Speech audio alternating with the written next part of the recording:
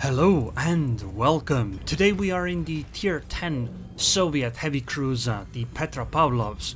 For those who don't know, the Soviet cruiser line was split into two light cruisers. The Tier 10 one is Nevsky, and the Tier 10 heavy cruiser is the Petropavlovsk now. Essentially, if you don't know the ship, she is very much like Stalingrad in many senses, except her concealment is much better, but her radar is half the duration, and she also sits much lower in the water, meaning that she is much more difficult to citadel than what you might be used to when fighting Soviet cruisers. In terms of damage output, it's about the same. She has about the same penetration or same shell characteristics, or close enough. She can't overmatch quite like Stalingrad, but she's a pretty decent ship, to put it nicely. However, I think her main strengths lie in random battles, because she can use her amazing concealment to do all kinds of things. Now, for those who have played Stalingrad before, you probably realize that Stalingrad does not have the best damage per minute output, and Petropavlovsk has the same issue, which means that you want to use your AP quite a lot, because your AP is what makes you very dangerous. Because if you end up HE spamming in a Petropavlovsk, you know, you're not gonna deal that much damage. This is not a ship you spam HE on to start fires with.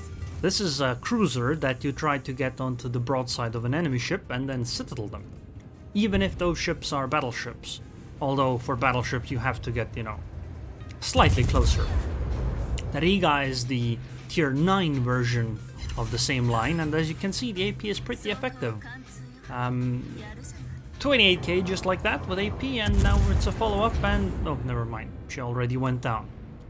But essentially, if you have an exposed citadel, the Petropavlovsk can heavily punish you. And with the 11.7 kilometer concealment range, it also means that she can be quite surprising, because she actually, well, her radar range is actually longer than her concealment range, which means that destroyers don't really want to run into her. However, you have to understand though that the radar is fairly short. The Petropavlovsk is not going to kill your destroyers with it. Also, one other cool thing, her turrets actually go to 360s, which means that you can push or kite away really easily while changing sides. However, the turret traverse itself though is fairly slow, which means that you're not going to swing your turrets from the current position I'm at, right, to 180 degrees on the other side. That's gonna take a while. But pushing towards a ship and just wiggling, that's very, very effective on the ship.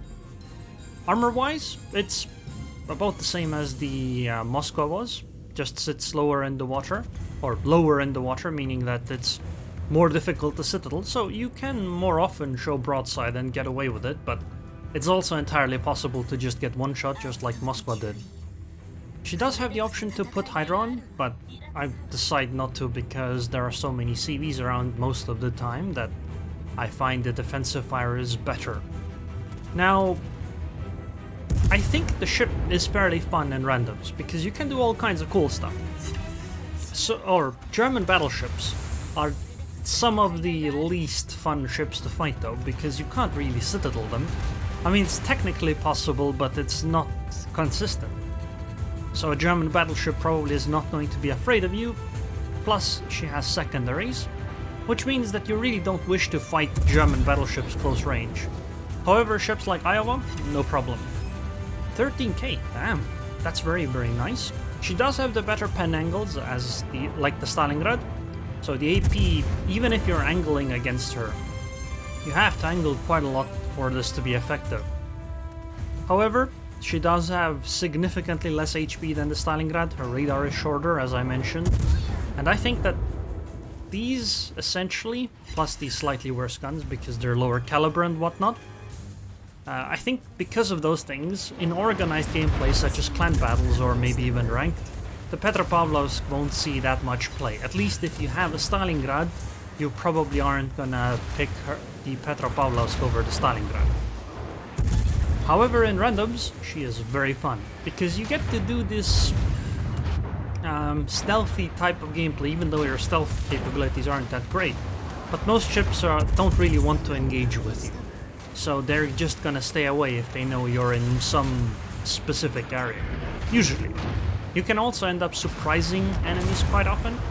Now, one thing though that I do think I find kind of disappointing on the ship is the fact that she is slow, well, maybe not slow, but slower than the other Soviet cruisers. Even the Stalingrad is like 2 or like 3 knots faster. So the top speed of the Petropavlovsk is something like 33 knots, maybe 34. I mean, yeah, sure, okay, that sounds quite fast, but you have to understand that there are battleships at this tier that go this fast. Iowa, for example, or these tiers. And Stalingrad is actually faster. Okay, this might hurt. Nope, never mind. The FTG did not have a very good salvo. Anyway, we're at 5 citadels. We don't really control the caps too well, but I think the fact that we're 4 ships ahead puts us in a commanding lead, and it's up to us to deal with something with this. Now here I messed up a little bit. I thought I was spotted, and so I radared and returned to spot something, but unfortunately I didn't pay enough attention. I was spotted because I had fired my guns and the bloom area did not recede yet. Although I did end up accidentally spotting the gearing with it, but because I was busy firing at the Hindenburg, I was hoping I could finish her off. The gearing kind of got away because you only get 2 salvos. Because remember, the radar on this is like 18 seconds, and this is with the radar upgrade. It's 15 without. So if your guns are on the target and you radar, you get 2 shots when your guns are reloaded, of course. But if your guns aren't on target, you only get 1 salvo. And that's not really going to deal with destroyers. Also keep in mind that for other players, it takes some time before the ship shows up, which means that they will only get 1 salvo. And because of that, I find the radar of the ship is much less effective. Anyway, we have a broadside Iowa here, and here you can see the amazing effectiveness. 2 citadels just like that. I mean, she's slightly angled, and sure, she is only 10 kilometers away and showing broadside, but still, we're talking about the cruiser here. And he is getting heavily punished.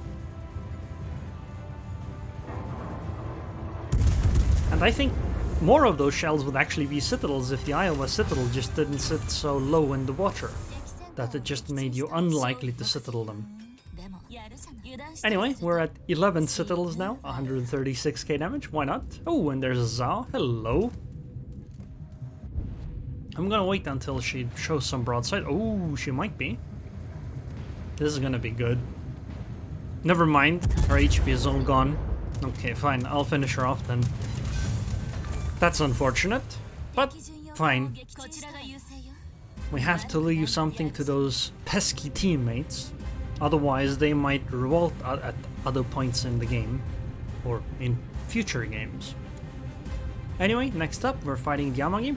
Now, one other thing, the Petropavlovsk does have an icebreaker at the front, which means that if you show the bow towards an enemy battleship, they will not be able to easily citadel you from the front. I mean, it's probably technically possible somehow, but very unlikely. I am spotted, by the way, which means that there's actually gearing around. There she is, right in front of me.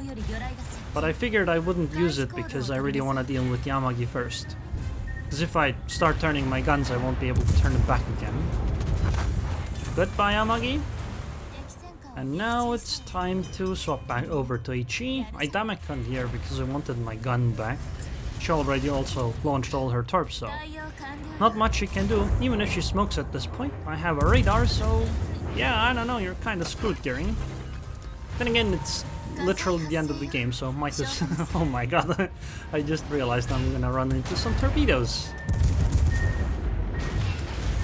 Oh, and these take out one of my guns. God damn it. Oh well. It's okay though. Come on, mine. Yes, mine. So, in conclusion, I like the Petropavlovsk. She is fun. especially in random battles. However, I think that I would mostly pick Stalingrad. If I had to choose Stalingrad versus Petra, I would pick Stalingrad for most matches. Or for most gameplay where I want to win as much as possible. Anyway, I got the Kraken, sank 6 ships, half the enemy team, and I also got 12 citadels. That's quite something. You don't usually get this many. Now, one thing I would like to note, I don't think I would have been able to do quite the same things with the Stalingrad, because her concealment isn't as great and people are much more likely to actually fire on the Stalingrad. But we'll have to see once people actually play more against the Petra to see if maybe they'll treat the Petropavlovsk in the same way, because if you get the broadside of one, you can get some pretty juicy citadels. So let's take a look at the commander skills and upgrades, but they're fairly standard. So this is a standard battleship build. I use this captain on my Stalingrad, and when I swap over to the Kremlin, on the Kremlin as well. So priority target, expert marksman, superintendent, concealment expert, fire prevention, basics of survivability, and adrenaline rush. This is basically the most standard it gets. Upgrades wise, I go for reload. Now this does mean you get 18.4 kilometer range. This could be better. So you could make an argument of using gunfire control, but I tend to like reload because I end up at much close range encounters than I usually do, so maybe, this varies between person to person. Next up, we go for concealment. This puts us at 11.7. This is, I think, vital because then you can radar. If you get spotted, you can radar, and you will definitely spot the enemy, provided, of course, that you haven't fired your guns recently. Then I go for steering gears as usual, because cruisers tend to have not great rudder shift times. Although you could argue the turning circle is pretty big on this, so maybe the rudder shift doesn't matter as much. I go for the turret traverse one, because even with this turret traverse and expert marksman, you have 33.3 second rudder shift, or turret traverse. It is fairly slow, but you could also make an argument for going for aiming systems for better accuracy. In the second slot, obviously surveillance radar, because you have radar, but if you don't have this upgrade, I would go for damage control. And obviously main armament modification 1 in the first slot, as usual. So yeah, it's a fun ship. Anyways, I hope you guys enjoyed this video. I would like to thank the patrons on Patreon. Thank you very much for your continued support, and I hope I'll see you guys next time.